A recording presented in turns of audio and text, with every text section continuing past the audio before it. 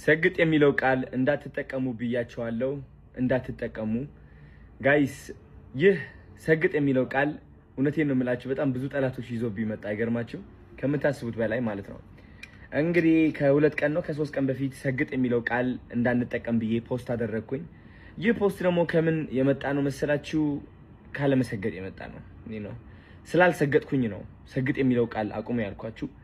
እና አንዳንድ ሰዎች ሰግጠው እየጠሉን፣ ሰግጠው ለመመቃኘት እየሞከሩ ነው፣ ሰግጠው ላለመረዳት እየሞከሩ ነው፣ ሰግጠን ለማስረዳት እየሞከርን ሰግጠው ላለመረዳት እየሞከሩ ነው። ስለዚህ ካሁን በኋላ ሰግጥ የሚለው ቃል እንዳትጠቀሙ፣ ስግጥግጥ የሚለው ቃል ነው የምትጠቀሙት ማለት ነው። ከስግጥ ፍምስ ወደ ስግጥግጥ ፍምስ ተቀይሯል ማለት ነው። ስግጥግጥ እሰጋግጣለሁ። ፍርሃት አያሸንፈኝም። እኔ በምንም ተአምር ፍርሃት አያሸንፈኝም። ስህተት እስካልሰራው ድረስ ፍርሃት አያሸንፈኝም። ለዓላማዬ የምሞት ሰው ነኝ። ለዓላማዬ እውነት የምቆም ሰው ነኝ። እኔ መሰገጥ ማለት ይህ ነው። ለዓላማ ቁም ብዬ እየመከርኩኝ እያለ እንዴት ከዓላማዬ እርቃለሁ? እኔ አንድ ሰው አልወደደውም፣ ያ ደስ አላለውም፣ ያ ይታገድልን ምናምን ስላለ ብቻ በፍርሃት ምክንያት ለዓላማዬ አልቆምኩም።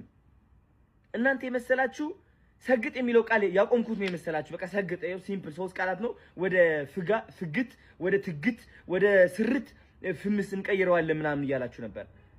ቃላቱ አይደለም። this is my integrity የአዶናይ ኢንቴግሪቲ ነው ይሄ።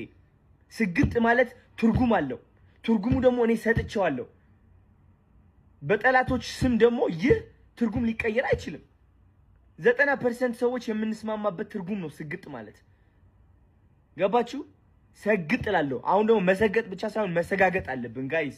ሰጋግጠን ነው መስራት ያለብን። ሰጋግጠን ነው በራሳችን መተማመን ያለብን። ሰጋግጠን ነው ደፍረን መውጣት ያለብን።